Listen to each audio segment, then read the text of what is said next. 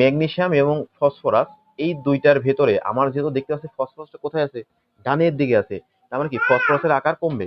তাহলে কি হবে, ফসফরাসের আকার কমবে। তাহলে এখানে আমি লিখি যে ম্যাগনেসিয়াম ও ফসফরাস যেটা আছে তার ভিতরে আমাদের কি হচ্ছে যে এর আকারটা কমবে, ম্যাগনেসিয়ামের আকারটা কি হবে, বাড়বে। তো আমরা জানি কি যার আকার বড় হয় তার দিকে হা করা থাকে না। আমি হা করাই বললাম, কারণ অনেকেই আছে ইজ গ্রেটার দেন এবং স্মলার দেন বুঝতে চায় না। তো যার কারণে কি করলাম, যেটা বড় সেদিকে কি করলাম, হা করে দিলাম। আর এই দুইটা থেকে আবার কি আছে, অক্সিজেন ছোট না? ছোট মানে কি, যেদিকে হা করা থাকবে না সেটা ছোট। তার মানে কি যে আমার অক্সিজেনটা কোথায় হবে, এই জায়গাতে।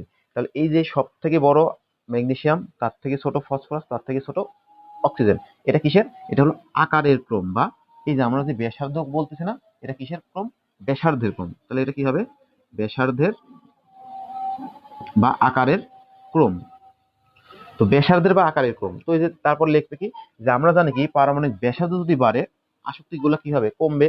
অর্থাৎ ইলেকট্রন আসক্তির ক্রম কি হবে, দেখো ইলেকট্রন আসক্তির আসক্তির ক্রম।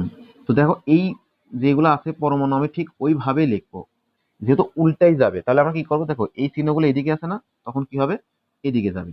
তার মানে সব থেকে ইলেকট্রন আসক্তি কার বেশি হবে, অক্সিজেন। তারপরে কম হবে কার, ফসফরাস। তারপর কম হবে কার, ম্যাগনেসিয়াম। আর এটাই হচ্ছে যে আমাদের লাস্টে যে উত্তর বলছিলাম না, এটা। তো তোমরা এখানে বাংলা লাইন লিখে দিবে।